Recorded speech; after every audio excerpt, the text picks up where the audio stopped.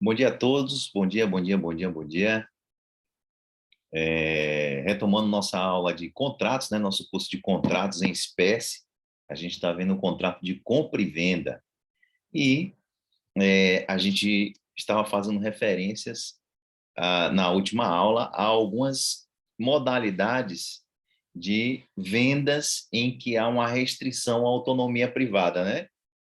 Algumas espécies de compra e venda em que os interessados precisam obedecer algumas regras específicas, como, por exemplo, a venda de ascendente para descendente, em que os demais descendentes e o cônjuge precisam concordar com essa venda.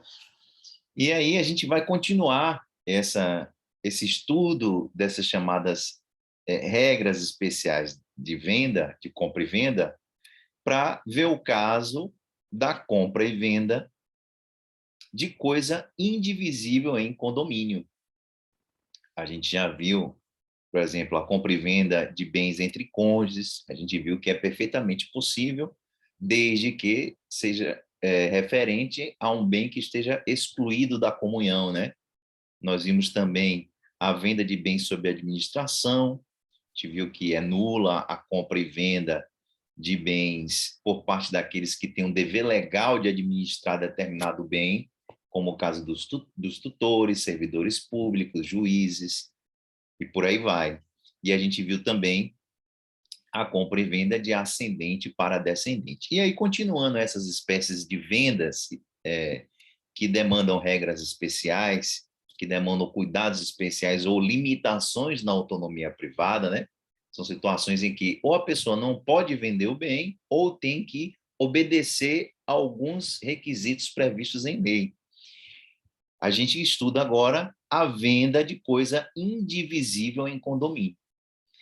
A venda de coisa indivisível de condomínio, em condomínio, ela tem que respeitar uma regra básica, que é o seguinte: aquele que vai vender a sua cota parte que diz respeito a um bem indivisível, ele tem que oferecer primeiramente aos outros condôminos, sob pena dessa venda ser revogada em favor desse condômino que foi preterido, que não soube da venda.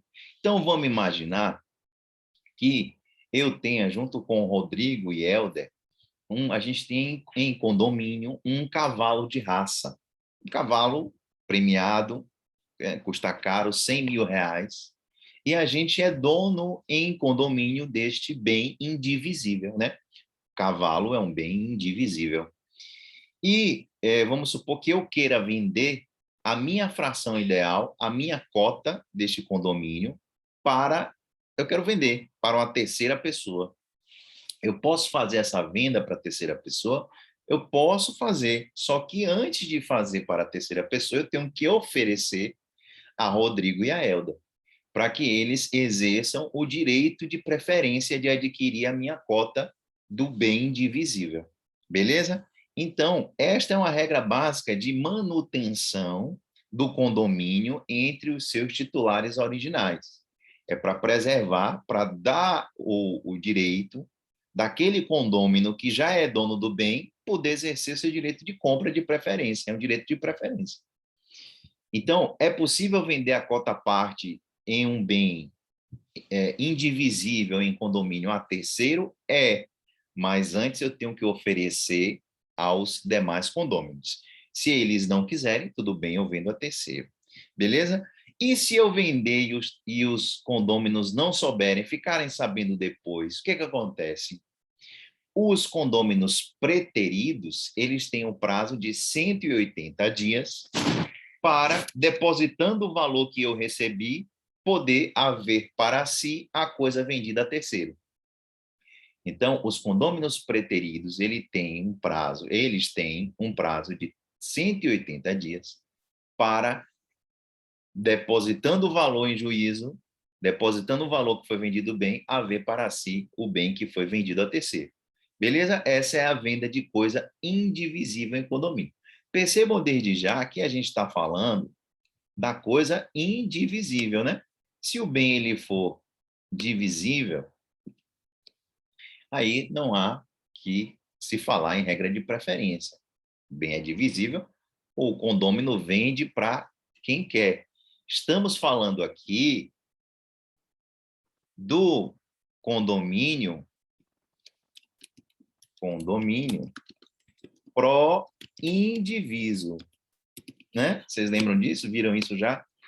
O que é o condomínio pró-indiviso? É aquele em que os condôminos têm uma fração ideal de um bem indivisível, como no meu exemplo aqui do cavalo de raça.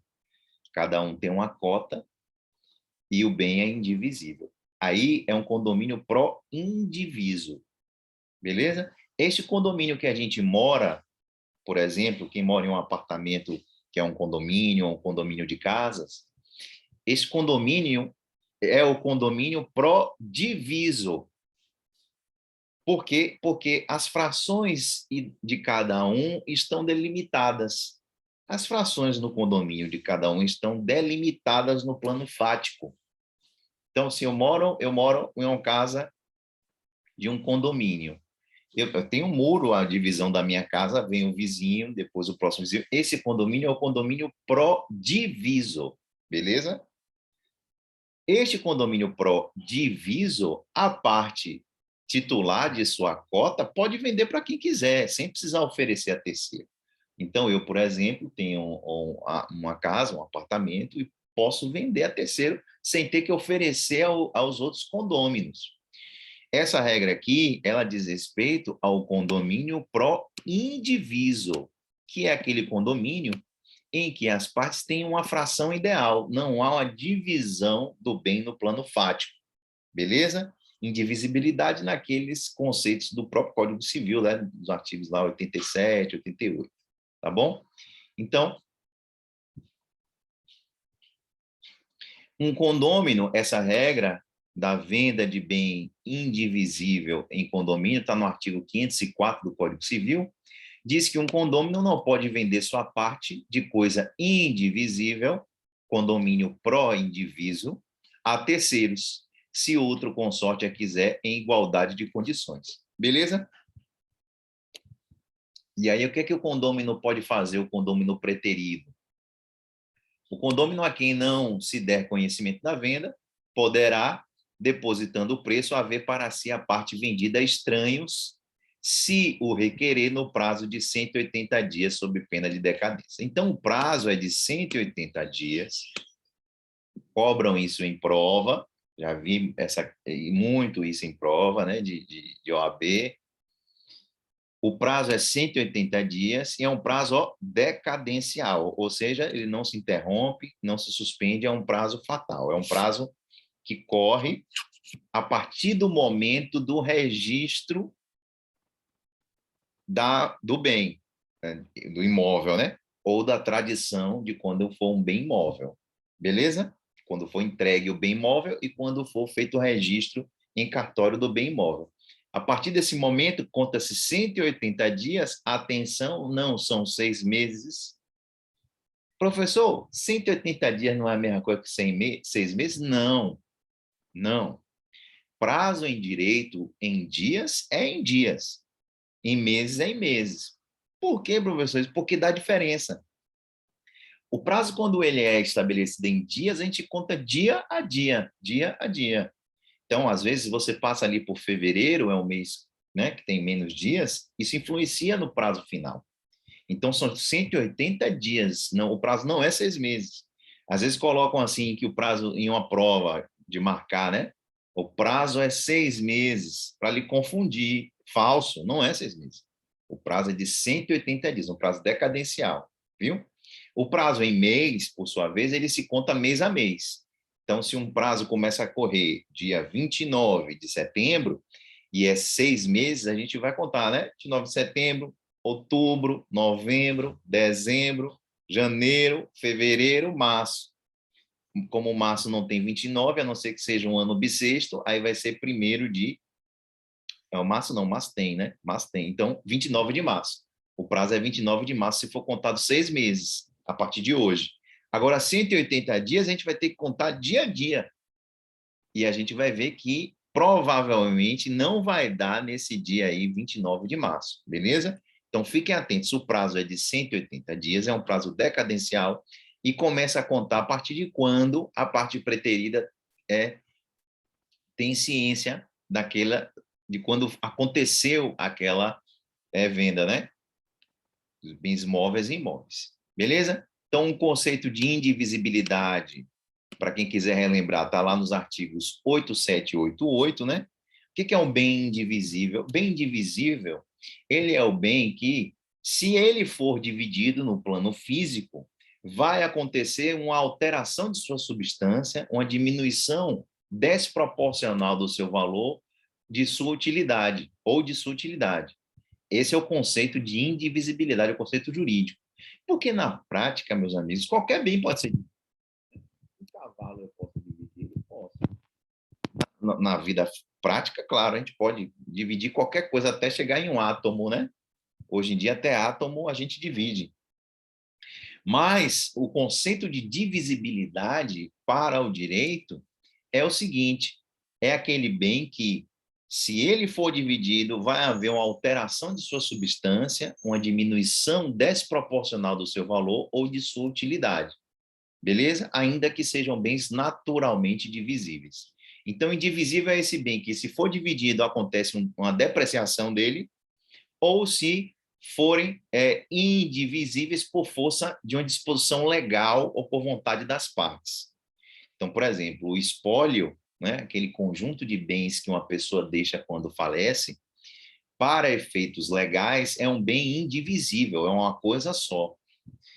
Na prática, é um conjunto de bens, né? Um carro, uma casa, bens de uso pessoal, mas para efeitos jurídicos, o ordenamento considera como um bem indivisível.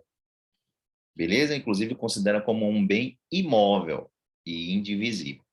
Então, nossa regra aqui diz respeito a bens indivisíveis que possuem donos múltiplos, né? Que possuem donos em condomínio. Então, se o condômino ele não franqueia aos demais o direito de preferência, o que pode acontecer? Nós temos um ato nulo, anulável, né? A depender da circunstância, e que não produz efeitos em relação a este condômino prejudicado. Então, não produz efeitos em relação ao condômino preterido. É um negócio, na verdade, que ele é inválido apenas em relação àquele condômino que foi preterido. Ele vale para o terceiro, né? Ele vale para o terceiro. Agora, se houver a anulação do negócio jurídico, é o que vai acontecer, vai haver a devolução do valor, né? O terceiro que comprou, ele vai receber o valor de volta e vai devolver o bem. Ele pode, inclusive, pedir perdas e danos para o condômino que vendeu o bem. O terceiro, ele não sabia, né? Vamos imaginar que ele adquiriu e aí ele depois soube que era um bem condomínio, que tinha outros condôminos e tal. E aí, se ele tiver que devolver o bem, ele pode até, inclusive, pedir perdas e danos aí, em tese, por ter se prejudicado, né? Logicamente que vai ter que comprovar a boa-fé do terceiro.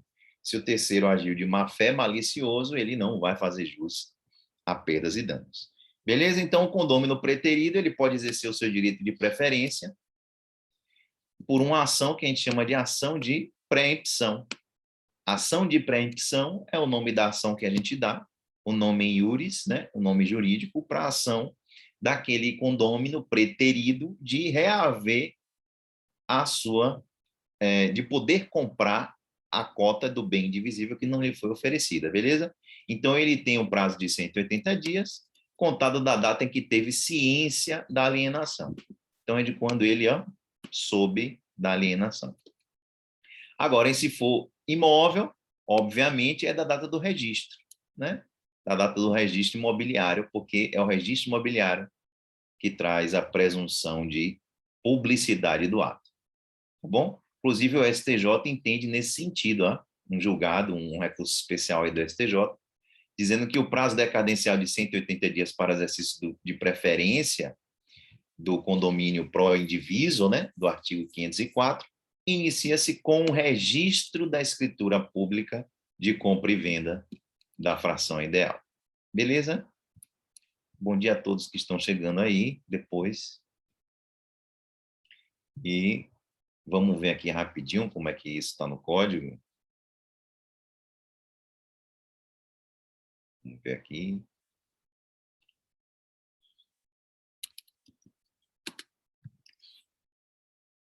Ó. Não pode... Oh, perdão. Estou achando que eu já compartilhei. Não compartilhei ainda. Está aí na tela de vocês, ó. Código Civil. Código Civil. Artigo 504. Não pode um condômino, em coisa indivisível, vender sua parte a estranhos, se outro condômino, né, se outro consorte, a quiser tanto por tanto, ou seja, se ele quiser pelo valor que foi vendido. Ok? O condômino, a quem não se der conhecimento da venda, poderá, depositando o preço, haver para si a parte vendida a estranhos, se o requerer no prazo de 180 dias, sob pena de decadência. Então, é o prazo decadencial. Agora, se houver muitos condôminos, qual é o condômino que tem o direito de preferência? Meu exemplo, né? Eu tinha um cavalo de raça, Rodrigo. Se eu quero vender o bem, quem é que tem o direito de preferência? Rodrigo ou Helder? Aí o parágrafo único do artigo 504 estabelece essas regras de preferência. Sendo muitos condôminos, preferirá o que tiver benfeitorias de maior valor. Então, por exemplo, se a gente tem um cavalo de raça e o Rodrigo já investiu nesse cavalo, por exemplo, foi ele quem bancou vacinas, foi ele quem bancou um tratamento que melhorou a performance do cavalo, enfim, e Helder não fez isso, ele tem, em relação a esse bem, benfeitorias que ele realizou. Ele realizou benfeitorias. Então, se houver mais de um condômino que possa exercer esse direito, quem vai preferir, primeiramente, o primeiro critério é aquele que tem benfeitoria, aquele que realizou benfeitoria de maior valor no bem. Beleza? Agora, se ninguém fez benfeitoria mais valiosa do que outro, o segundo critério é, ó, quem tiver o maior quinhão. Então, vamos imaginar que na nossa compra e venda do cavalo de raça, eu tinha 30% do valor, Rodrigo tinha 40% e Helder também tinha 30%, né? 100% do valor. Neste caso aí, se Rodrigo e Helder não fizeram benfeitorias para a gente avaliar, ou se fizeram benfeitorias e ambas são de mesmo valor, quem vai ter preferência é Rodrigo, porque ele tem um quinhão de maior valor, ele tem 40%, então ele vai exercer o direito de preferência. Professor, e se o direito, o quinhão foi igual, as benfeitorias forem iguais, como é que fica? Se as partes forem iguais, haverão a parte vendida, os comproprietários que quiserem depositando previamente o preço. É uma redação ruim, né? Mas o que quer dizer é o seguinte, quem depositar primeiro o valor, leva. Se os condôminos têm o mesmo quinhão e se os condôminos têm o mesmo valor de benfeitorias realizadas, aquele que primeiramente depositar o valor, ele tem o direito de preferência. Beleza? Então, fiquem atentos aí, porque esse é um dispositivo que gostam muito de cobrar em prova e cobram o prazo de 180 dias, a natureza do prazo, que é decadencial, e você começa a contar ele a partir da ciência, e o parágrafo único que estabelece as regras de desempate. Havendo mais de um condômino, quem é que tem o direito de preferência entre os condôminos que fez mais benfeitoria de maior valor? Se forem iguais, o que tem o maior quinhão. Se tudo for igual, empatar, aí quem depositar primeiro o valor. Ok? Beleza aí?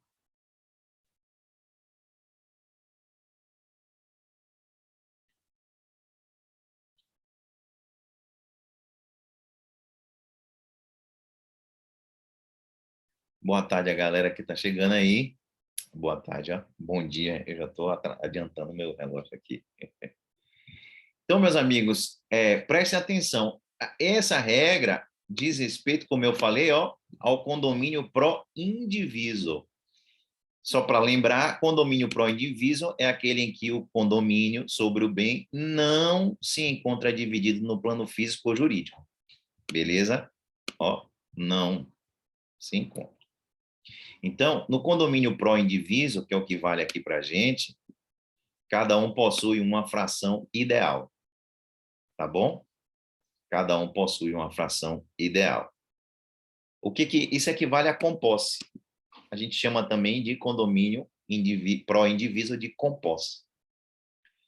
Já o condomínio pró-diviso, como eu já mencionei para vocês, ó, é aquele em que cada condomínio tem sua parte delimitada no plano físico. Então, existe uma comunhão de direito, né? Mas não de fato como ocorre nas unidades autônomas de condomínios edilícios. Então, o condomínio que a gente vive, a nossa unidade residencial, faz parte de um condomínio pró-diviso. Condomínio pró-indiviso é aquele em que não há essa difração no plano fático. Todo mundo é dono apenas de uma fração ideal. Então, essas regras que a gente está estudando, ó, se aplicam ao condomínio pró-indiviso e não se aplicam ao condomínio pró-diviso, tá bom? A gente está falando do condomínio pró-indiviso. O parágrafo único estabelece a regra de preferência, que a gente já viu. Inclusive, o artigo 504, que a gente acabou de ler, ele tem a mesma redação do artigo 1322, quando vai falar exatamente de condomínio e o que acontece quando, em um condomínio pró-indiviso, um condômino quer vender sua parte. É a mesma regra lá no artigo 1322. Beleza?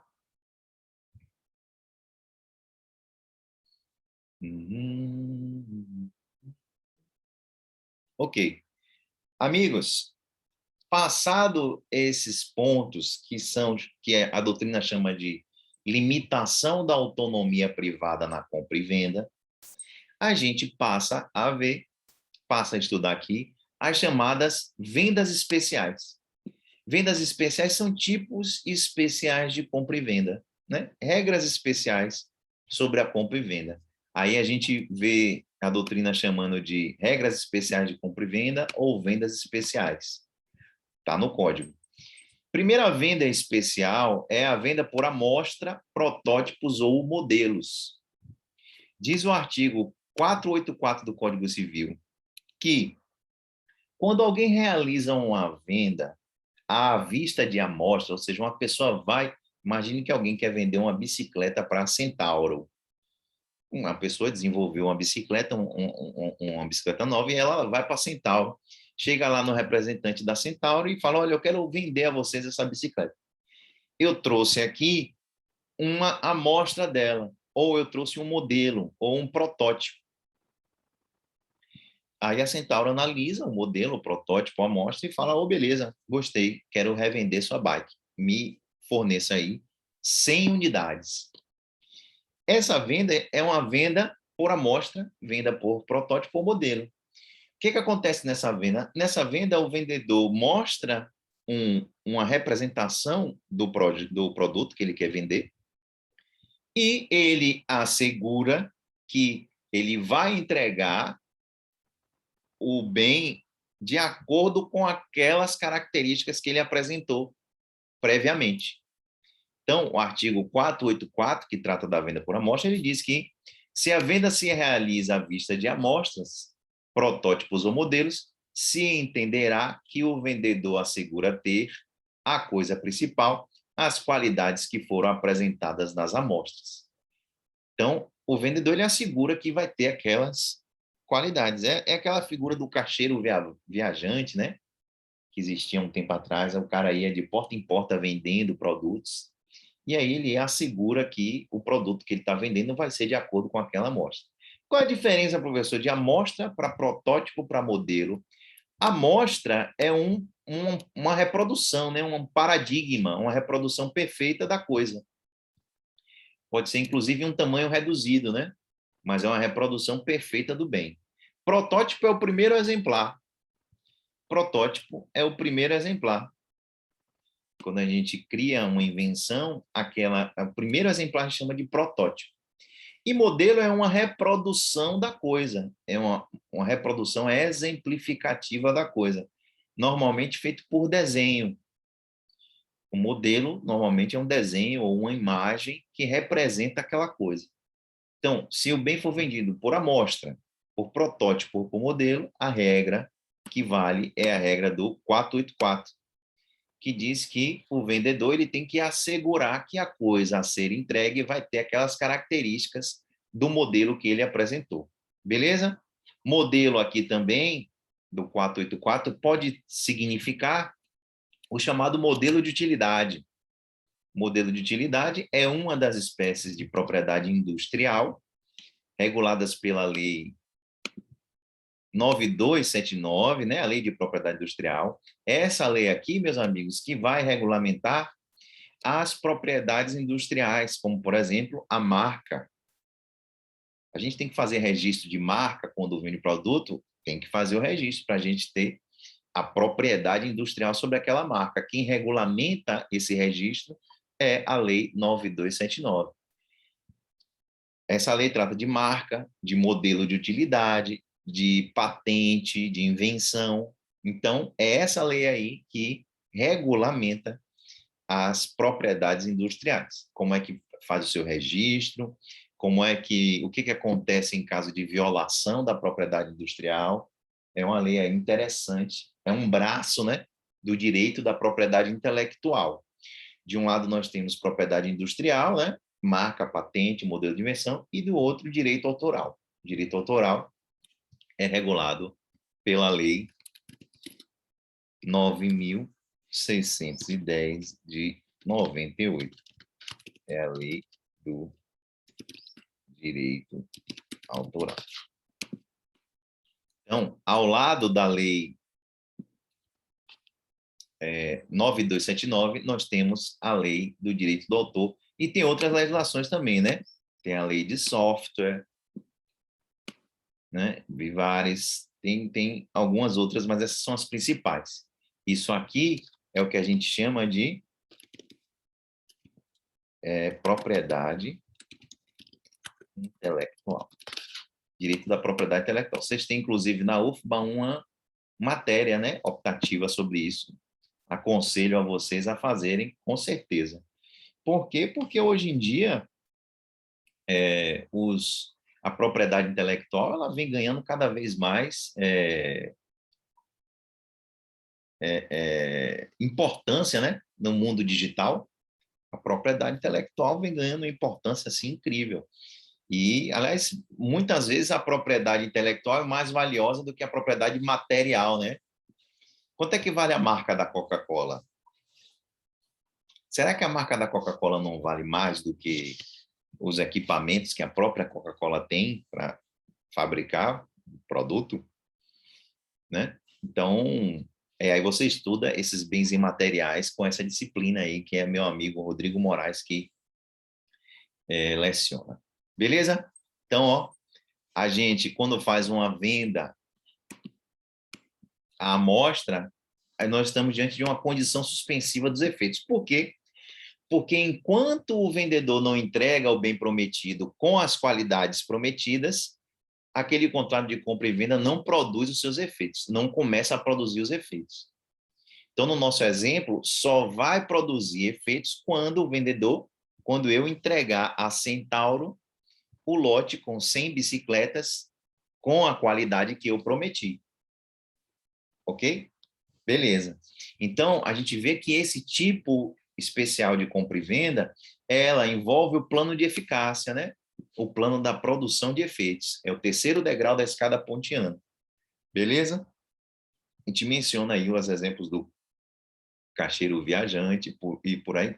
Se houver uma disparidade, professor, se houver uma disparidade entre a amostra ou o modo de descrição da coisa no contrato e a coisa entregue, né? É diferente. O cara percebeu, pô, você veio aqui, me mostrou uma bicicleta, esse que se trouxe aqui, essa que você trouxe é diferente. Você me mostrou uma no modelo, uma bicicleta que tinha 24 marchas, essa aqui só tem 18. Tá diferente. O que deve prevalecer? Deve prevalecer o modelo ofertado, aquele que foi prometido. Até porque o comprador está pagando pelaquela amostra, né? Então, é um prestígio da boa-fé. Essa mesma lógica, Ô, professor, rapidinho, só para eu concluir aqui, essa mesma lógica de o vendedor se comprometer com as características do produto vendido, nós podemos perceber lá no artigo 30 do CDC. A mesma lógica do 484 está no artigo 30 do CDC. Beleza? Em que aquele que vende um bem de consumo, né, em uma relação de consumo, ele tem que assegurar as características que ele prometeu quando a venda é realizada, a amostra de protótipos ou representações daquele bem. Diga, alguém ia falar?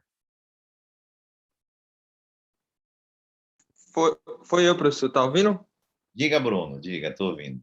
Pronto. A minha dúvida é o seguinte: quando o senhor disse aí, referente, se não for o produto que a pessoa desejava e tal, a pessoa ela pode não querer, no caso, não é isso? E isso pode devolver.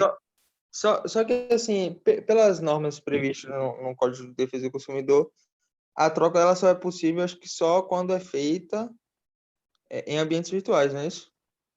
Não, assim, tem algumas coisas distintas. Primeiro é o seguinte, tem uma Entendi. regra da venda à distância, que é um prazo de 7 dias que a gente tem para devolver qualquer compra feita à distância, que a gente não está no estabelecimento. E aí, essa devolução, Bruno, independe de defeito, independe de você gostar, de ter um problema no produto, entendeu? Você comprou uma camisa, ela, sei lá, é amarela, só que chegou um tom diferente, um amarelo que você não gostou. Se você comprou à distância, você pode devolver, independentemente dela ter algum defeito, enfim. Isso aí é um prazo de devolução de bens comprados à distância. O que a gente está estudando aqui especificamente é a venda feita à base de uma amostra ou de um protótipo, que normalmente é uma compra feita em quantidade. Normalmente é uma compra que você compra, assim, vários produtos, entendeu? Você pode comprar um também, mas você compra vários produtos. Nesse caso aqui, a diferença é o seguinte: o produto ele não veio com a especificação que foi prometida. Aí é diferente.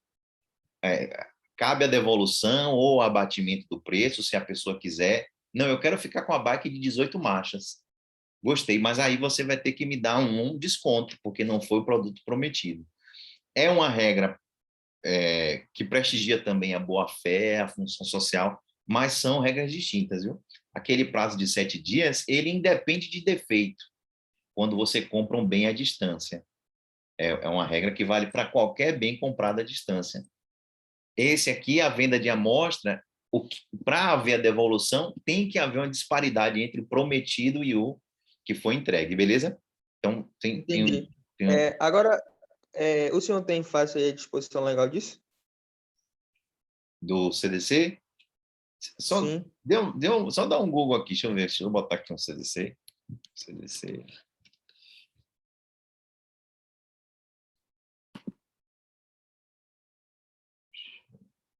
Vou botar aqui na tela para a gente.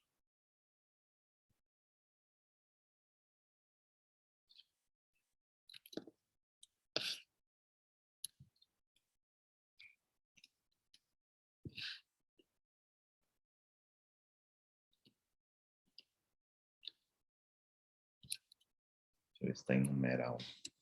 Não, professor, eu acho que o senhor vai procurar aí que pode devolver em 7 dias, não é isso? Isso é, nessa não? Não, eu quero saber a da outra que você pode trocar, entendeu? Se veio com defeito, digamos, entendeu? Ah, sim, esse é Tá, artigo 30. Essa que tá, está na apostila, ó. tá, Oferta, tá entendi. vendo? Da seção da oferta.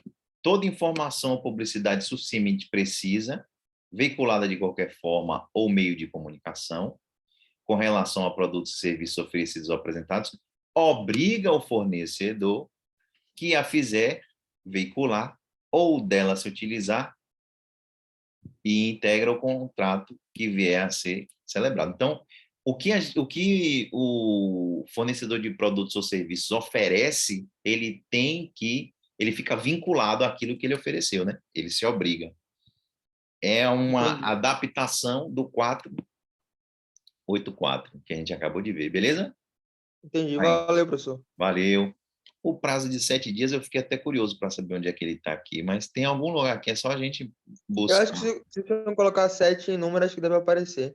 Mas eu já vi essa disposição do que é 7 dias. É aqui no CDC, quando fala de vendas à distância.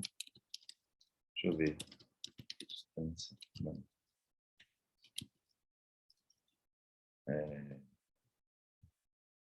Fora. Aqui. 49.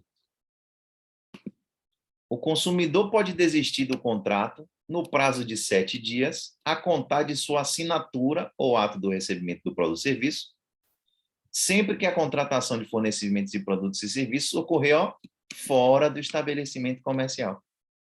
Então, veja que essa disposição, ele não fala em disparidade, não exige esse requisito de disparidade. É um direito potestativo que a gente chama. Direito potestativo é aquele direito que pode ser exercido independentemente de motivação, e a outra parte está no chamado estado de sujeição. Tem que aceitar. Então, quando a compra é feita fora do estabelecimento, aquela pessoa que comprou e recebeu em casa o produto, ele tem 7 dias para desistir de quando ele assim recebe o produto. Beleza? Artigo 49. A nossa regra que a gente estava vendo aqui, de venda por amostras, é uma regra que está estabelecida no artigo 30 do CDC. Ok? Aqui, ó, artigo 30. Vamos lá. Segunda, venda especial ou regra especial da compra e venda. Essa aqui a galera gosta de cobrar, viu? Venda ad mensuram e venda ad corpus. O que é isso aqui, na verdade, mesmo? Isso aqui, ó, é uma garantia contra vícios de extensão. A gente não estudou vício redibitório, vocês lembram dos vícios redibitórios? Né? Aquela garantia contra defeito oculto do produto, lembram? Está aqui, né? No Código Civil tem também dispositivos. O que é a garantia contra defeito oculto, contra vício redibitório? É uma garantia para preservar a boa-fé, né? Uma garantia para preservar a boa-fé daquele adquirente. Nós temos a garantia também contra a evicção, né? Lembram da evicção, que é a perda de um bem por força de sentença judicial? A evicção. O Código traz garantia contra a evicção para proteger o alienante. E aqui nós temos uma garantia contra vícios de extensão. Essa garantia, essas regras sobre venda ad mensura e venda de corpos, dizem respeito à compra e venda, meus amigos, de imóveis. Ó, imóveis. Porque é o imóvel que vai poder dar diferença na extensão dele, né? Então, para proteger o adquirente de boa-fé, nós temos essa garantia contra vício de extensão, que são as regras das vendas ad mensuram e ad corpus. Beleza? Então, é um vício redibitório. É um vício redibitório relativo a um problema de extensão. Qual é a diferença? A venda ad mensuram quer dizer, de acordo com a medida. Ad mensuram quer dizer de acordo com a medida. Ad quer dizer de acordo com, né? A medida. E ad corpus quer dizer o quê? De acordo com o corpo, vamos dizer assim, de acordo com o objeto. Com o objeto.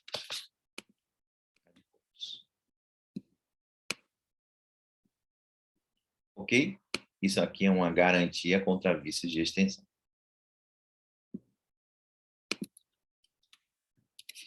Pronto. O que é uma venda ad mensura e uma venda ad corpus? A venda ad mensura é uma venda feita de acordo com a medida. Quando você vende um terreno para alguém e você está vendendo ali 1.000 metros quadrados de terreno, você está fazendo uma venda de acordo com a medida, ad mensuram. Então, por exemplo, quando a gente, aqui, ó, Venda de um terreno de 1.000 metros quadrados. Venda de mensura. Agora, quando a gente faz a venda de um imóvel determinado, e essa compra e venda é feita pelas características do imóvel, em função das características do imóvel, sei lá, as benfeitorias que ele tem, a localização, e não de acordo com a extensão do terreno, aí nós estamos diante de uma venda ad corpus. Ad corpus é de acordo com o corpo. Então, por exemplo, se a gente for realizar a compra e venda do sítio Boa Luz, né? Uma fazenda aí que o pessoal vai andar de cavalo e tal. Se houver uma venda do sítio Boa Luz, especificado em razão do objeto, aí nós temos a venda ad corpus. Se a venda for realizada pela extensão do imóvel, dizendo que estamos vendendo 500 metros quadrados, 1.000 metros quadrados, aí a venda é ad mensura. E por que há uma diferença? Há uma diferença, a gente vai ver aqui agora, que na venda ad mensura, que está prevista no artigo 500 do Código Civil, se comprando a coisa, o comprador perceber depois que não corresponde às medidas que foram fornecidas, isso acontece muito, meus amigos, em compra e venda de imóveis rurais, né?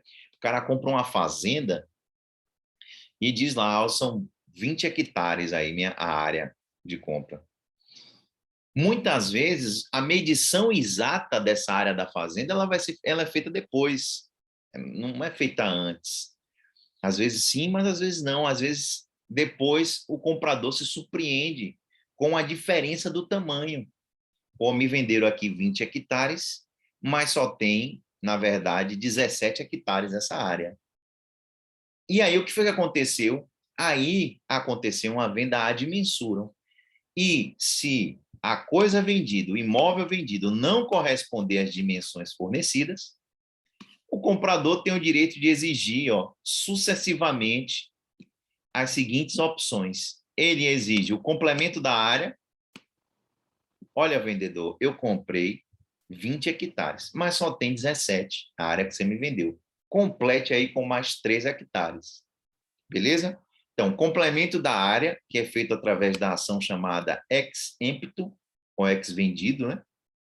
Vendito, é uma ação de natureza real, submetida ao procedimento comum, ordinário, porque vai fazer a medição, tem que ser um procedimento, uma instrução probatória realmente delicada ali, detida para fazer a exata medição. Talvez tenha que contratar um perito para fazer essa medição exata e por aí vai. Então, primeira opção, complemente a área. Segunda opção, um abatimento do preço. Caso não seja possível complementar a área, ou seja, a pessoa não tenha mais terreno, o vendedor não tem mais terreno, na fronteira da fazenda já começa a fazenda de outro proprietário, então não tem como complementar a área. Aí a opção é pedir um abatimento proporcional do preço. Beleza? Como é solicitada esse abatimento? Esse abatimento vai ser solicitado como? Através de uma ação chamada ação estimatória. Por que estimatória, ação estimatória? Porque a gente vai estimar exatamente qual é o valor que deve ser abatido, o preço abatido. Então, axio a estimatória ou quanti minores. A gente vai determinar quanto a menos valia para ter um abatimento no preço. A ação estimatória é para o abatimento proporcional no preço. A ação ex empto ou ex vendito é para o complemento da área. Tá bom? Agora, não é possível complementar a área, nem vai rolar o abatimento no preço. O que o comprador pode fazer? Aí, rescindir o contrato, né? Não quero mais. Resolução do contrato. E a resolução do contrato vai se dar, né, mediante a devolução do que foi pago, e a ação é a ação redibitória. A ação redibitória. É a mesma ação que é utilizada quando alguém está diante de um vício oculto, um vício redibitório na coisa. Daí que vem, inclusive, o nome do vício, né? vem da ação reedibitória para combater vícios edibitórios, e aqui, no caso, combatendo um vício de extensão do imóvel. Então, o comprador, obviamente, ele vai pedir a devolução do valor, mais perdas e danos, né? Se o vendedor agiu de má fé, cabe perdas e danos. Aliás, essa é a regra de ouro do direito obrigacional, né? Vai haver a devolução do valor, se não houve má fé, não cabe perdas e danos. Se houve má fé, vai haver a devolução do valor pago, mais perdas e danos. Então, e isso aqui, inclusive, alguns doutrinadores defendem que é uma sequência. Deve haver essa preferência aqui, né? Primeiro, tentar complementar a área, depois abater o preço e, por fim, se não for possível, resolução do contrato. Tá bom? Agora, o Código Civil, ele estabelece um limite de variação tolerável, em que se entende que, tudo bem, até esse valor, não há que se falar em garantia contra vício de extensão. Qual é esse valor? É 5%. O código, na venda ad mensuram, ele admite uma variação de 5% da área total anunciada. Beleza? O código fala em 1/20 da área total. 1/20 significa 5%, né? 1/20 significa 5%.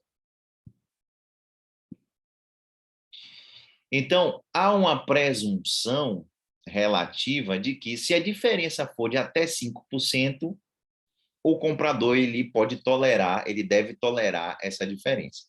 Beleza? Mas o próprio código ressalva, quando ele fala lá no artigo 500, parágrafo 1º, que o comprador, ele, mesmo se a diferença for menor, for uma diferença de 3%, ele pode sim querer resolver o contrato, desfazer o contrato, dizendo que aquela diferença importa para ele. Por exemplo, foi na diferença de 4% do imóvel que estava justamente passando um rio, um curso d'água, que era importante para ele para realizar a atividade que ele ia realizar lá de agricultura, por exemplo.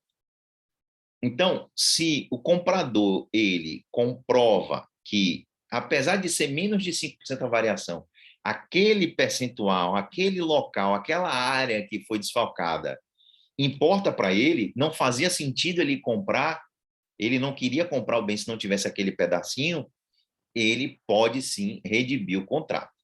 Beleza? Então, o código estabelece um limite de variação que é tolerável, que é permitido, que é até 5%.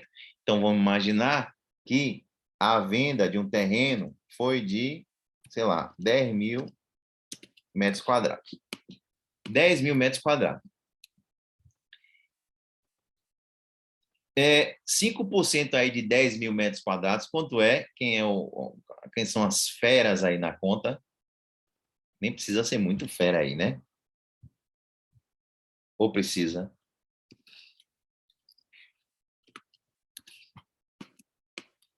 Ó, 9.500 metros quadrados, né? Não é isso?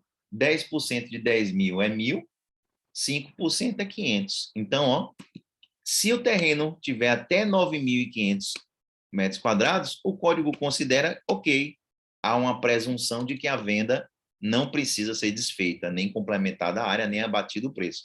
Mas se o comprador comprovar, olha, esses 500 metros quadrados que estão faltando, faz falta para mim. É exatamente uma parte importante do imóvel e eu não quero mais. Então, o código franqueia a possibilidade de o comprador provar que aquela área era importante. Então, essa presunção de até 5% como parte tolerável é uma presunção relativa, né? É uma presunção iuris tanto. É uma presunção relativa, até 5%. Beleza aí? Então, havendo até essa diferença, não tem problema nenhum. Passou vamos imaginar que o que foi vendido, o cara foi fazer a medição depois e percebeu que a área, em vez de 10 mil, tinha 9.300 metros quadrados. E aqui Cabe a alegação do vício? Cabe. Aí já cabe sem discussão, porque passou de 5%.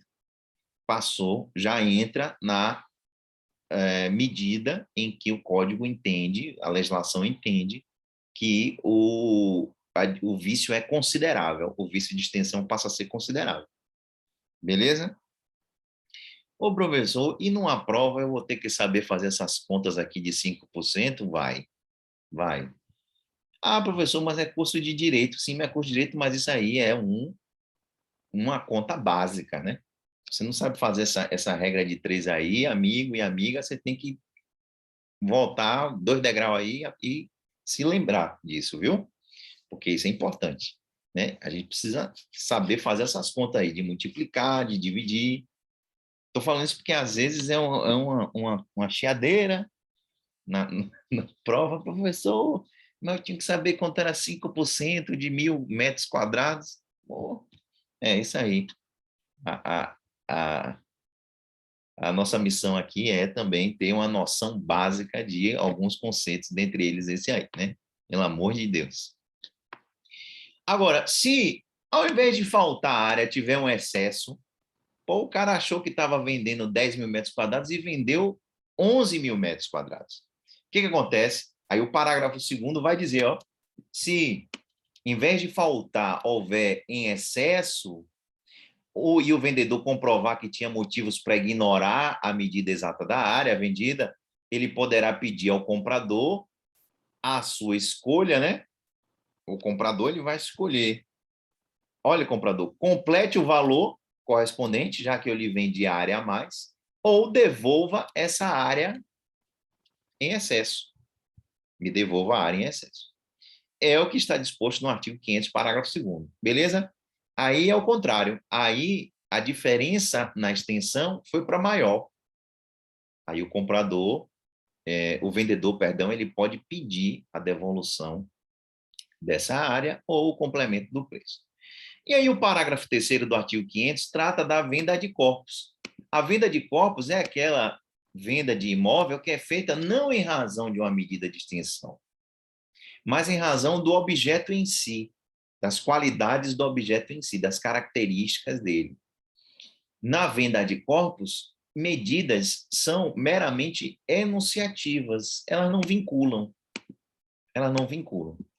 E, professor, como é que eu vou saber na prática se a venda foi ad mensura ou ad corpus? A gente vai ter que analisar o caso concreto e ver a intenção das partes. Qual era a intenção das partes? Era vender de acordo com a medida ou vender ad corpus? Beleza? Então, tá aí. O artigo 500 é o que traz a venda ad mensuram, que está no caput, parágrafo 1º e parágrafo 2º, e a venda ad corpus está no parágrafo 3º do artigo 500. Bacana? Qual é o prazo, havendo esse defeito na extensão do imóvel, qual é o prazo que o interessado tem para pedir o complemento da área, a devolução do preço ou a resolução da compra e venda? O interessado, o prazo está lá no artigo 501. O interessado tem um prazo decadencial de 1 ano para ingressar com as ações correspondentes. Beleza? A contar do registro do título. Então, a contar do registro da compra e venda no cartório, o interessado tem um prazo decadencial de 1 ano. Professor, por que você está sempre chamando a atenção da natureza do prazo? Se é decadencial ou prescricional? Porque isso importa. São 3 coisas que a gente tem que saber, meus amigos, em prazo, em direito. O prazo, qual é, né? O tamanho do prazo, né?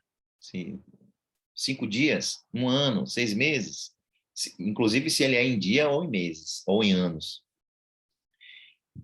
Quando a gente começa a contar, é o segundo elemento fundamental para qualquer prazo, e se esse prazo é decadencial ou prescricional. Porque prazo decadencial, ele tem um regime jurídico, e prazo prescricional tem outro regime jurídico, beleza? Então, a gente não tem só que saber qual é o prazo. Tão importante quanto saber qual é o prazo é saber de quando ele começa a contar. E aqui, no nosso caso, é a partir do registro do título. Beleza? É a partir do registro do título. Lembrem-se que nos vícios exibitórios comuns, lá no artigo 445 e seguintes, o prazo, ele conta a partir da entrega da coisa, né? A entrega efetiva. Já aqui no nosso defeito de extensão é a partir do registro do título, que a gente está falando de bens imóveis, tá bom? Então, prazo decadencial de 1 ano. Ok? Tudo em cima? Vamos adiante. Mais uma espécie de venda especial, mais uma venda especial aí. Venda de coisas conjuntas. É uma forma especial também de vendas. Venda de coisa conjunta. O artigo 503 que trata da venda de coisas conjuntas, né? Fala em coisas vendidas conjuntamente. O que é que o código está se referindo a ele? Ele está se referindo àquela pluralidade de bens singulares que, pertencentes a uma mesma pessoa, têm uma destinação unitária por sua vontade. É a chamada universalidade de fato. Bem como ao complexo de relações jurídicas de uma pessoa dotada de valor econômico, como, por exemplo, a herança, o patrimônio. Aqui nós estamos fazendo referência a uma universalidade de direito. Então, tanto a universalidade de fato quanto a universalidade de direito, ela pode ser vendida conjuntamente. O vendedor ele pode querer vender a universalidade como um todo. Olha, eu não quero lhe vender 5 livros, eu quero lhe vender minha biblioteca, eu só quero vender a biblioteca como um todo. Quem comprar vai comprar o pacote completo. Beleza? A universalidade de fato. Então, o patrimônio de uma pessoa já é uma universalidade de direito. É possível fazer uma compra e venda de coisas conjuntas? É. E aí, a regra que vai valer é a do 503. Beleza? Que é possível e que o defeito de uma das coisas não autoriza a devolução de todas as outras. Essa é a principal consequência da venda conjunta. Ó. É uma regra especial relativa à compra e venda, segundo a qual as coisas que são vendidas conjuntamente, se houver um defeito oculto de uma delas apenas, não autoriza o desfazimento do negócio. Então, se eu vendo uma biblioteca para Bruno, por exemplo, e aí depois ele fala, professor, tem um livro, a coleção de Ponte de Miranda estava com, sei lá, traça, estava toda estragada. Quero devolver, não quero mais a compra. O código protege, neste caso aí, a compra e venda. Ela vai continuar vendendo. Eu posso até dar um desconto para Bruno e dizer, olha, Bruno, tudo bem, a coleção de Ponte de Miranda, ela custa sozinha R$ 5.000, né? Essa usada, eu vou dar um desconto aqui para você. Mas não autoriza o desfazimento da compra da biblioteca. Beleza? Essa é a venda de coisas conjuntas que está prevista no artigo 503. Tá ok, meus amigos? Essa é a regra que a gente importa. Depois de ver as vendas especiais, a doutrina, ela chama as regras que a gente vai ver agora de cláusulas especiais. São normas específicas em relação à compra e venda. Não são aqui formas diferentes de realizar compra e venda como a gente estava vendo, né? Até então. Aqui são regras específicas que vão acabar trazendo efeitos diferentes. São previsões, né, que podem acompanhar o contrato ou não. Cláusulas especiais são cláusulas que podem ser inseridas no contrato de compra e venda se as partes quiserem, de acordo com a vontade delas.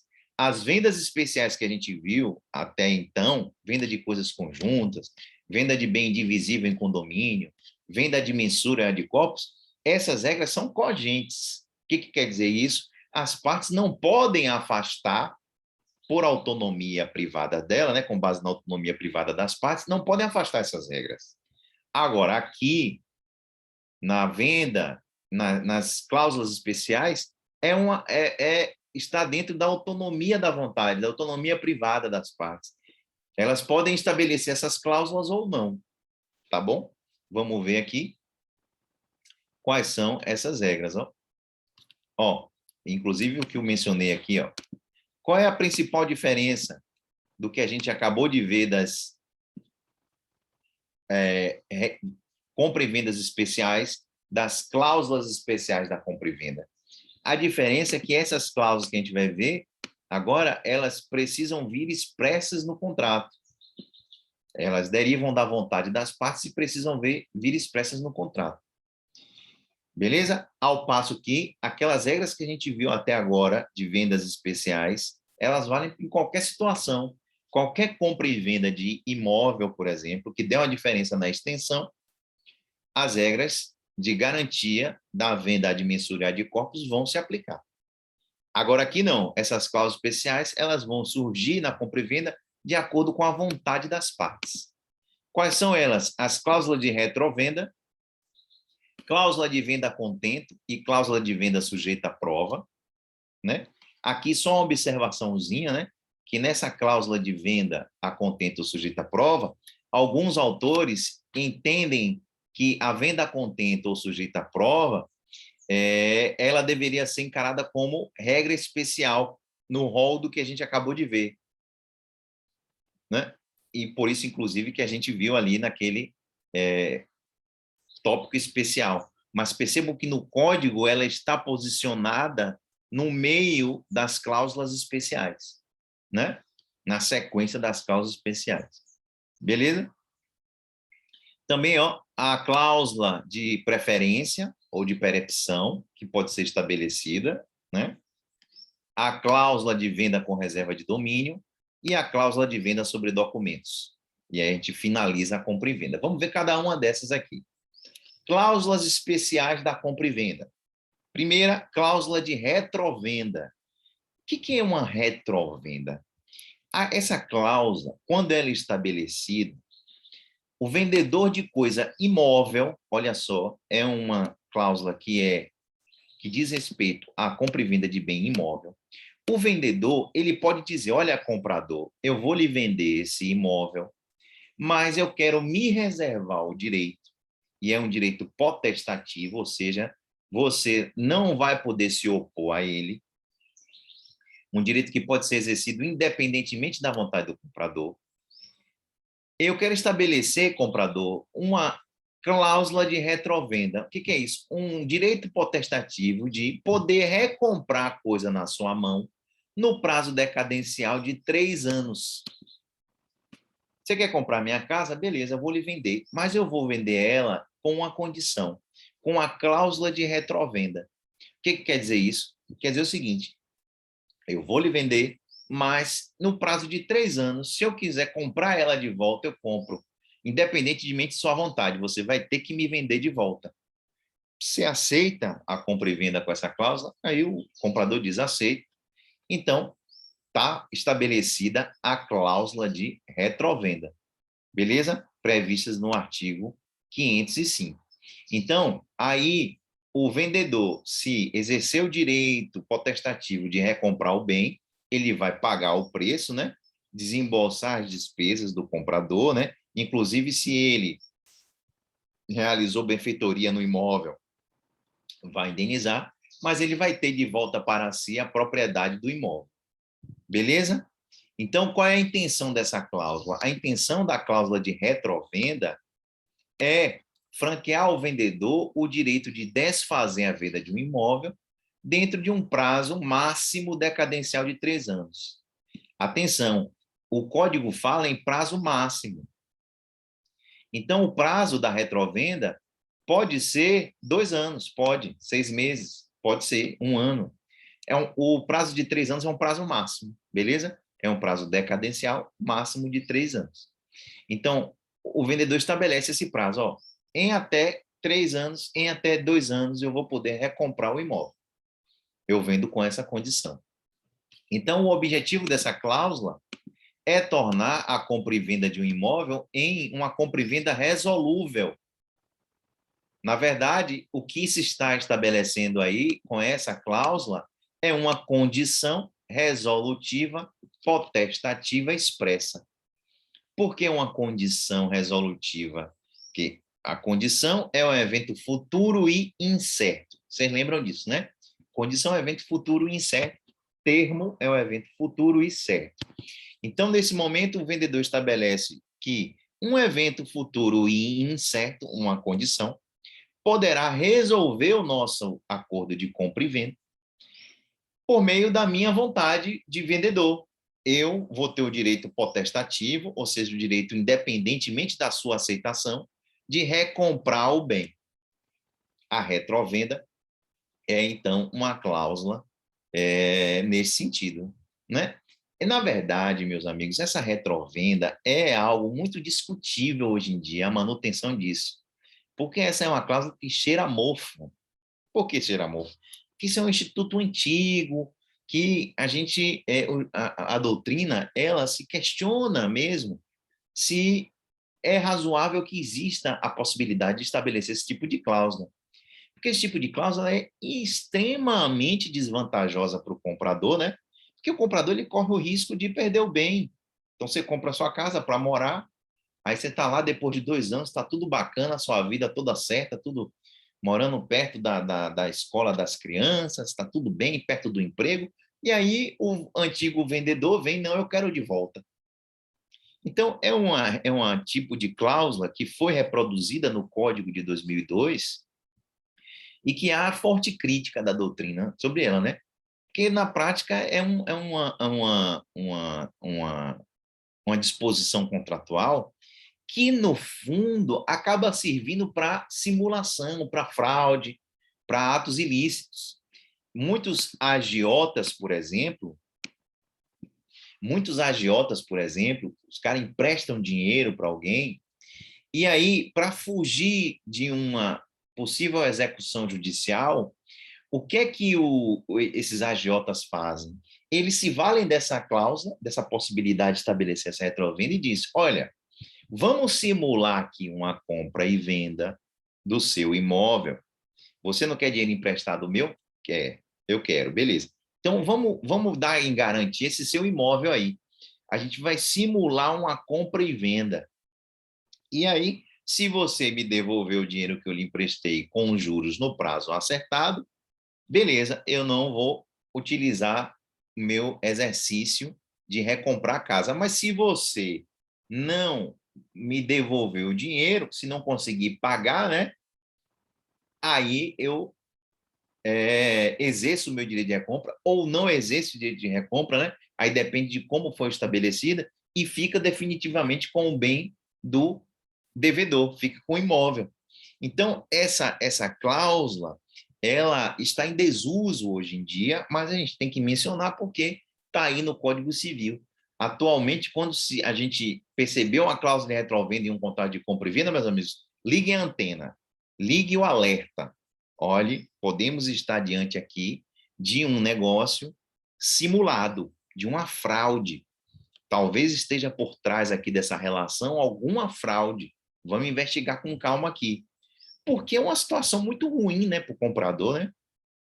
O comprador, ele vai permitir comprar um imóvel, às vezes as economias da vida inteira da pessoa, de ela, de repente, perder o imóvel, né, ter de devolver o imóvel para o vendedor.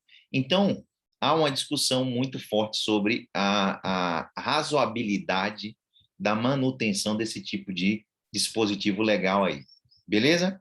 Agora, caso o comprador resolva recusar a quantia, o que é que o devedor pode fazer? O vendedor, perdão. O vendedor ele vai depositar em juízo para exercer o seu direito de resgate. Beleza? Então, se aquela pessoa que vendeu o bem resolveu depois exercer o direito de resgate e o comprador não quer devolver, o vendedor vai lá desde que ele exerça dentro do prazo estabelecido na cláusula, né, vai lá e deposita o valor em juízo dentro desse prazo decadencial, que pode ser de até 3 anos. Beleza? Agora, se o valor depositado for menor, o vendedor só será restituído no domínio da coisa no momento em que completar integralmente o valor. A gente está aqui, na verdade, reproduzindo o que está no código. Se vocês forem ler o código traz essas regras aí. Beleza? Uma coisa que se pergunta sobre a retrovenda é se ela é transmissível causa mortes ou não. Então, vamos imaginar que eu venda um bem para Rodrigo um bem imóvel com cláusula de retrovenda, coloco um prazo de 3 anos e eu venho a falecer 1 ano depois, na madeira aqui, mas venho a falecer. Os meus sucessores, eles podem exercer o direito de recomprar o imóvel? Podem, podem, desde que dentro do prazo, né, de 3 anos. Já passou 1 ano, foi o prazo que eu estava em vida ainda, tem mais 2 anos. Quem diz isso é o artigo 507. O artigo 507 esclarece que a cláusula de retrovenda ela é transmissível causa mortes. Beleza? Agora, seria transmissível inter vivos? Eu posso passar para alguém, eu vendi um bem para Rodrigo, um imóvel com essa cláusula, e eu quero passar a possibilidade de recompra desse bem para uma terceira pessoa. Eu posso fazer isso? Aí tem 2 correntes. Tem uma corrente que entende que é um direito personalíssimo e não deveria ser possível a cessão da cláusula de retrovenda para terceiro, e outra corrente dizendo que é possível por não há proibição expressa. Ademais, a norma restritiva da autonomia privada não admite analogia. Então, tem 2 correntes aí. Ficamos com a segunda corrente. Aqui, entende que sim, mas é bem dividido, viu? Bem dividido aí na prática, tá bom? E, para finalizar, a retrovenda, o artigo 508, ele diz que quando a retrovenda cabe o exercício dela a 2 ou mais pessoas, né? A retrovenda que foi estabelecida em favor de condôminos, e só um exercer, poderá o comprador intimar os outros para nele acordarem, prevalecendo o pacto em favor de quem haja efetuado o depósito. Então, aquele que primeiro deposita o valor, ele vai ter para si o direito de ficar com o bem, tá bom? Ele vai avisar os demais, olha, eu estou querendo aqui. E aí, quem deposita o valor fica com o bem, tá bom? Essa aí é a retrovenda. Outra cláusula especial é a cláusula da venda a contento ou venda sujeita à prova. Beleza? Então, como eu mencionei, ó, apesar do Código Civil colocar essa espécie de compra e venda no rol das cláusulas especiais, né? Na seção 2, a gente olhar o código, ela está na seção 2. Alguns doutrinadores acham mais interessante posicionar a venda a contento ou a venda sujeita à prova no estudo das regras especiais, beleza? Não confundam, viu, meus amigos? Cláusulas especiais é o que a gente está vendo aqui agora, que as partes podem estabelecer por autonomia privada e deve vir expressa. Regras especiais é que a gente estudou anteriormente, que não precisa vir regra expressa, a regra é ex lege, a regra é proveniente da lei, a própria lei já determina a regra e a parte não pode afastar. Então, alguns doutrinadores entendem que a venda a contento ou venda sujeita à prova deveria ser encarada como uma regra especial da compra e venda e não uma cláusula especial. Tá bom? Por quê? Porque a venda a contento, na verdade, na prática, ela é ela é como aquela venda que a gente estudou em cima, né? Aqui.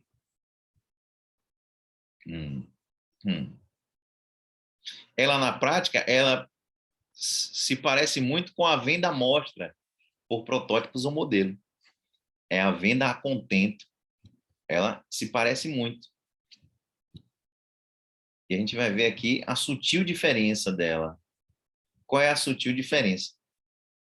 A sutil diferença é que essa venda a contento ou sujeito à prova é que o sujeito que está comprando, ele vai avaliar a qualidade do bem quando ele receber a carga definitiva. Quando ele receber o bem definitivo, ele vai experimentar, ele vai provar aquela coisa e ele vai avaliar se ele quer comprar ou não. Essa é a diferença básica da venda à amostra, protótipo, modelo, que se faz uma amostra antes do modelo, e a venda contente à prova, é aquela normalmente destinada a gêneros alimentícios, né? Compra de vinhos, perfumes, gêneros alimentícios. Então, é chamada de cláusula ad gustum. Por que ad gustum? Porque vai ser de acordo com o gosto do freguês. Então, caso alguém venda um lote de vinhos com essa cláusula aí de venda sujeita à prova, o que vai acontecer? Vai vender os vinhos, o comprador ele vai degustar um vinho e vai avaliar, de acordo com o gosto dele, se ele quer continuar com a compra ou não, se a compra é válida ou não. Beleza? Qual a diferença básica das regras especiais? A gente já mencionou isso, ó. As regras especiais, a diferença entre as regras especiais e a cláusula especial é que as cláusulas especiais precisam vir expressas e as vendas especiais são ex lege, são presumidas da lei, tá bom? Ok. A compra e venda sujeita à prova, ó, tem como efeitos parecidos da compra e venda por amostra. Aqui, a venda só se perpetuará, só se reputará perfeita depois do adquirente manifestar o seu agrado. Assim, a tradição da coisa por si só não transfere a propriedade, mas apenas a posse direta. Olha aí a diferença entre posse e propriedade, né? Que a gente está vendo lá em direitos reais. Na venda a contento, o aperfeiçoamento do negócio fica sujeito ao puro arbítrio do comprador. Então, essa é a sutil diferença.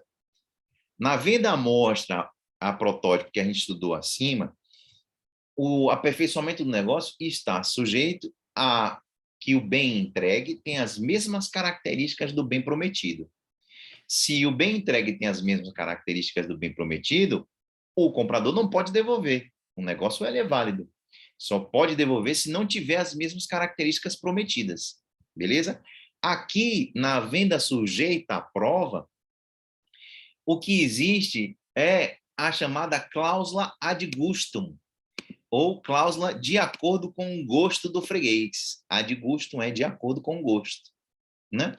É uma cláusula potestativa, porque independe da vontade da outra parte, independe de critérios objetivos. O que depende aqui é o gosto do comprador. Olha, gostei, não gostei daquele lote de queijos que estão querendo me vender. Não gostei, não gostei, não quero. Essa aí é a venda ad gustum, a cláusula ad gustum. Então, não se discute aqui razoabilidade, né, dos motivos do desagrado. É pessoal. Pessoal. É uma exceção, inclusive, ao artigo 122 do Código Civil, né, que veda a possibilidade de cláusulas que sujeitem o negócio jurídico ao puro arbítrio de uma das partes. Regra geral, os negócios jurídicos eles não podem estar sujeitos ao gosto, ao devaneio de uma das partes, ao bom humor de uma das partes, né? Não pode. Essa é a regra geral, está lá no artigo 122 do Código Civil. Mas estamos aqui diante de uma exceção, quando a gente fala de cláusula ad gustum. Beleza? Quando a gente fala de cláusula ad gustum. Agora, como eu mencionei, ó, a venda sujeita à prova, que é aquela que a gente viu anteriormente, né? O vendedor se compromete com que a coisa tenha as qualidades asseguradas. Já nessa venda a contento, que é a venda de gosto, venda a contento é a de cima. Não está sujeito ao arbítrio do vendedor. Aqui a gente estudou primeiramente, não está sujeito a arbítrio, que tem que ter as características prometidas, e aqui nós estamos na cláusula ad gustum em uma condição potestativa. Beleza? Ok.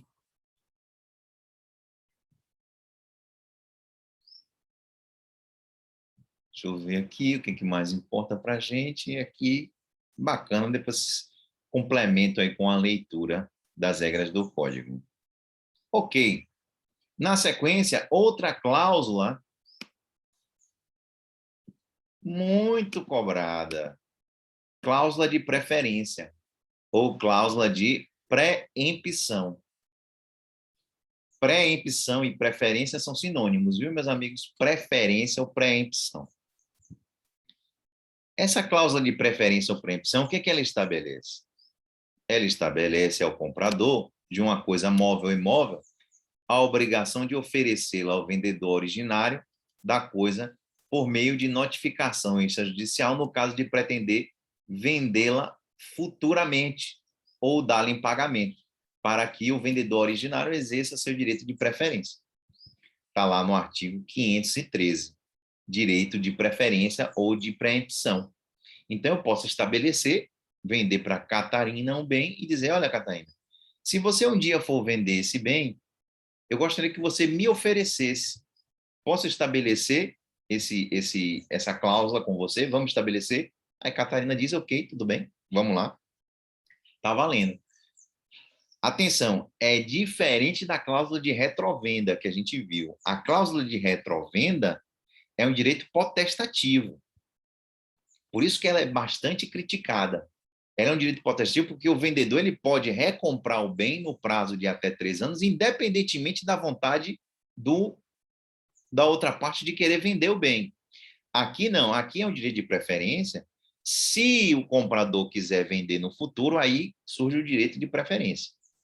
Tá bom? Esse direito de preferência, ele depende da vontade do comprador de querer futuramente vender o bem. Está estabelecido no artigo 513. É um pacto adjeto. Um pacto adjeto é um pacto, né? É uma espécie de um contrato anexo ao contrato de compra e venda. A gente estabelece um direito de preferência.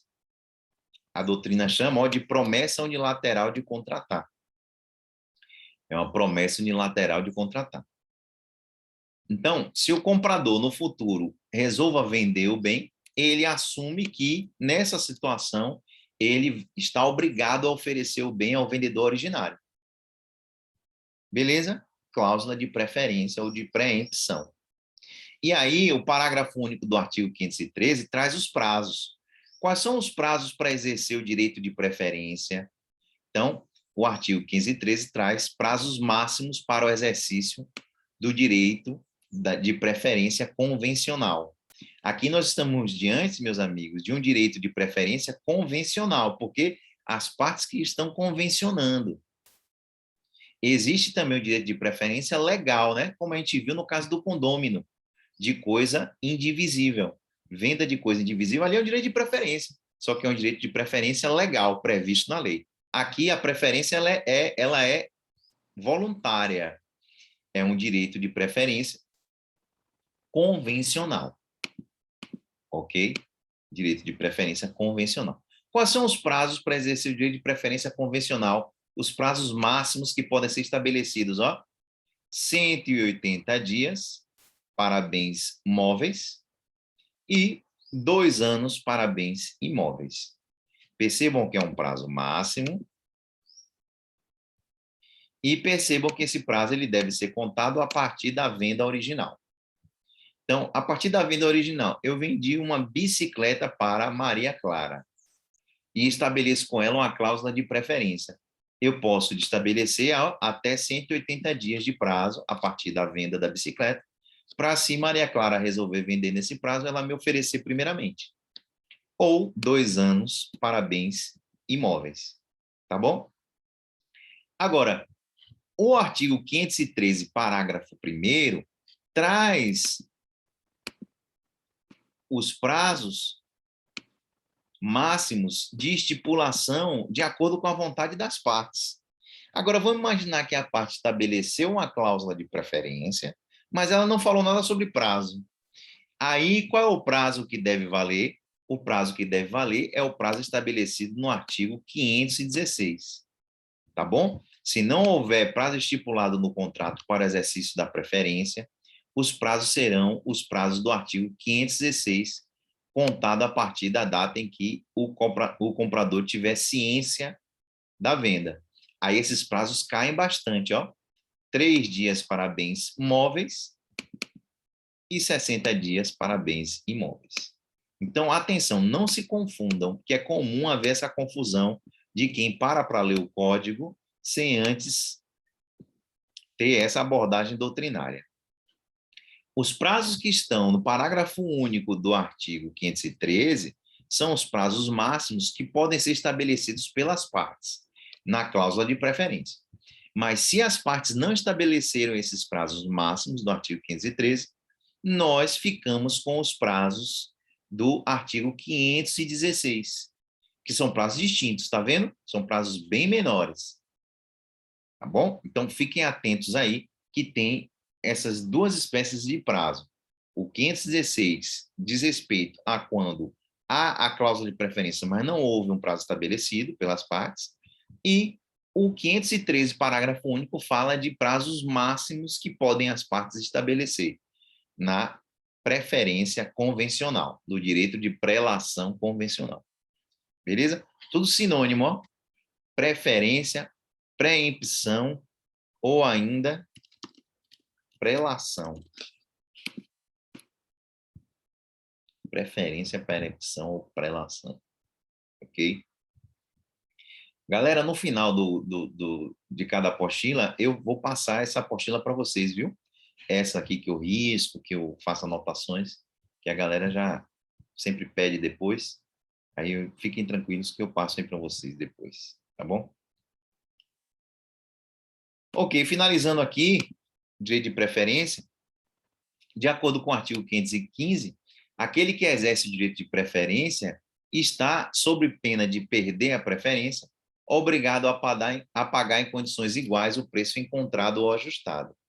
Então, se eu vendi uma bicicleta para Maria Clara e a gente estabeleceu um prazo de preferência de 100 dias e ela quer vender e ela achou um comprador querendo pagar R$1.000, eu tenho que pagar esse valor, né?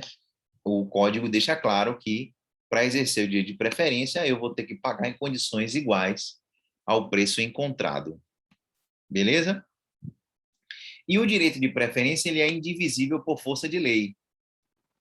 Pois quando o direito de preferência for em conjunto, né, estipulado em favor de mais de uma pessoa, ele só pode ser exercido em relação à coisa como um todo.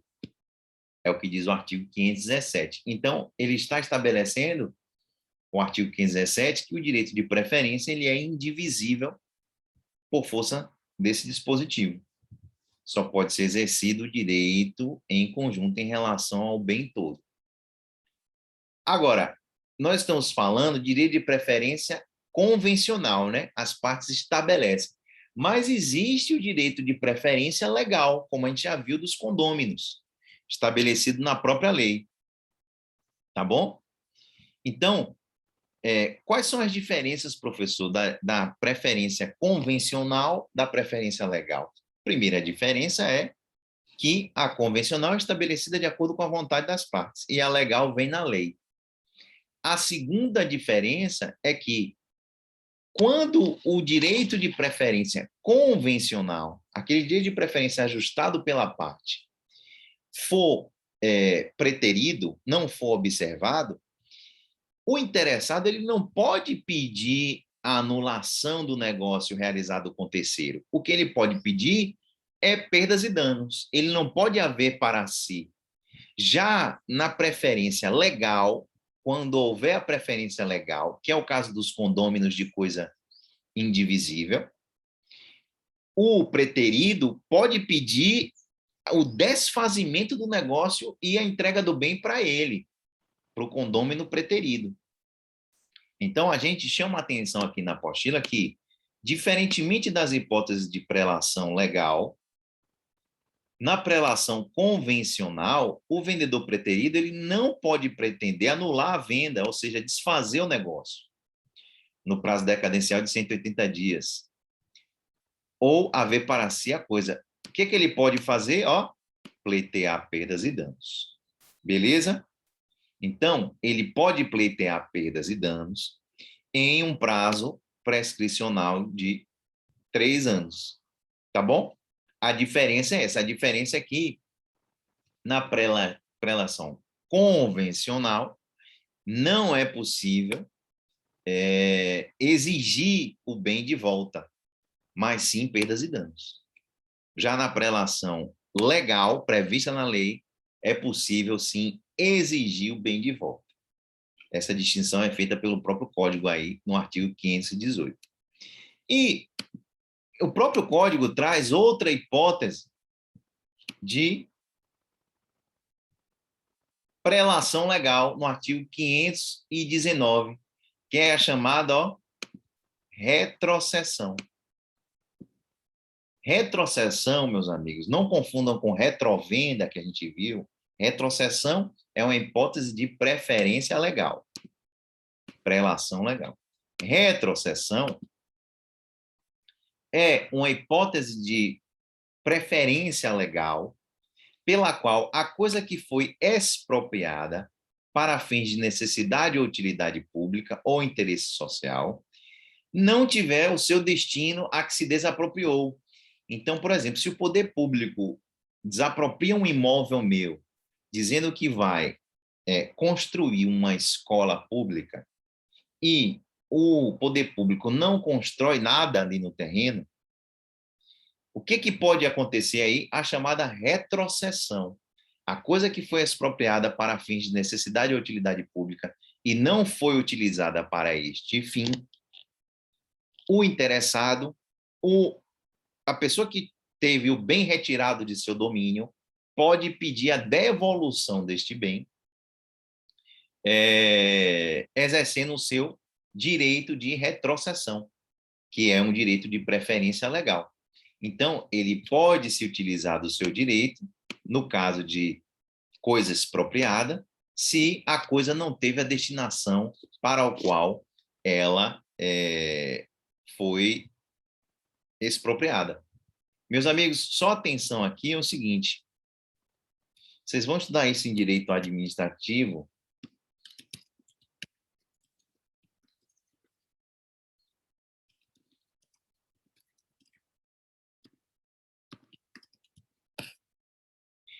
vocês já viram isso? Predestinação, já ouviram falar disso? Predestinação. O que é a predestinação? Predestinação é quando um bem é... Poxa. Ai, meu Deus. Predestinação lícita.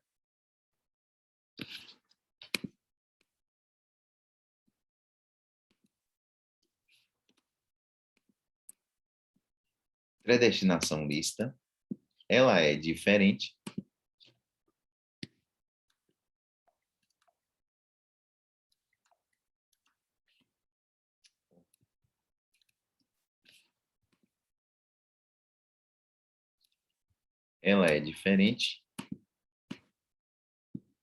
da chamada predestinação ilícita.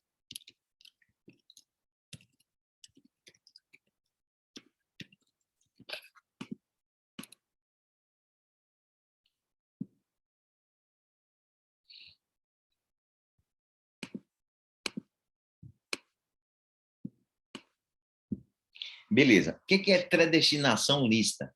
Predestinação é quando o ente público expropria o bem do particular e ele modifica aquela finalidade pela qual ele expropriou o bem, mas continua destinando ao interesse público. Vamos imaginar que o poder público quis expropriar um imóvel meu para construir uma escola. E aí ele não constrói escola, mas ele constrói um hospital público. O que foi que aconteceu aí? Houve a predestinação, né, que foi a mudança do fim público que foi alegado na expropriação, mas essa predestinação ela foi lícita, chamada de predestinação lícita, porque continuou sendo destinado para um fim público, de interesse social, utilidade pública. Não foi o originalmente previsto, mas, ao invés de fazer uma escola, foi feita uma UPA. Beleza. A predestinação lícita não autoriza a retrocessão. Beleza? Não autoriza. Agora, se a predestinação foi ilícita, que é o caso da não utilização para os fins determinados na expropriação, né? O bem público não usou o poder público não utilizou para aquele fim, que ele disse que ele utilizar, nem utilizou para um outro fim público, aí nós estamos diante da predestinação ilícita. É este caso aqui, da predestinação ilícita, que admite a retrocessão. Beleza? Fiquem atentos aí, é uma pílulazinha de direito administrativo, vocês já devem estar estudando isso ou vão estudar, mas o que autoriza a retrocessão aqui é o caso da coisa expropriada, quando ela não teve a destinação para um fim público. Beleza? Aí é possível que o interessado ingresse em juízo com um pedido: olha, juiz, faça com que o poder público me devolva o bem porque ele não usou para um fim público. Aconteceu uma predestinação ilícita. Então, me devolva com base no artigo 519 do Código Civil.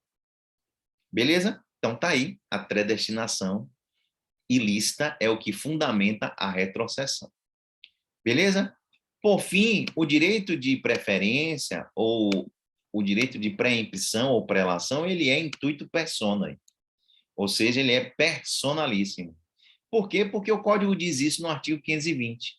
O Código diz no artigo 520 que o direito de preferência convencional, ele só pode ser exercido por aquela pessoa que estabeleceu. Então, no meu exemplo, que foi uma bicicleta que eu vendi para Maria Clara, só eu posso exercer esse direito de compra se Maria Clara resolver vender o bem dentro daquele prazo estabelecido. Tá bom? Então, eu não posso transferir para terceiro. Não posso transferir para terceiro. Ok? É o próprio Código Civil que diz no artigo 520. Tá bom? Atenção, a gente tem que distinguir o direito de preferência convencional, ou direito de preferência, da retrovenda, que a gente viu que a retrovenda, ó, pode ser transmitida aos herdeiros. Não foi? A gente viu agora, acabou de ver. Aqui não pode. Tá bom? Meus amigos, a gente vai ficar por aqui. Tá bom por hoje, 12h20. Cláusula de venda com reserva de domínio. Tá bom? E aqui a gente já mata, na aula que vem, a gente mata a compra e venda e já começa a tratar dos próximos acordos ou contratos. Pronto, a gente mata isso aqui na primeira parte da aula, vendo cláusula de venda com reserva de domínio e cláusula de venda sobre documentos. Tá bom? Então, meus amigos, estamos aí. Compra e venda é o maior contrato que tem, é isso mesmo, demora, é um estudo, é muita coisa, são muitos dispositivos no código, muita informação, mas vocês estão vendo aí detalhadamente. Valeu?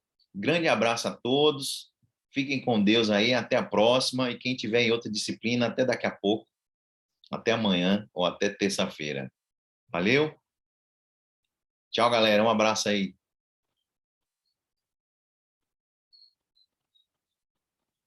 Um abraço, professor. Tchau, tchau. Valeu, um grande abraço a todos.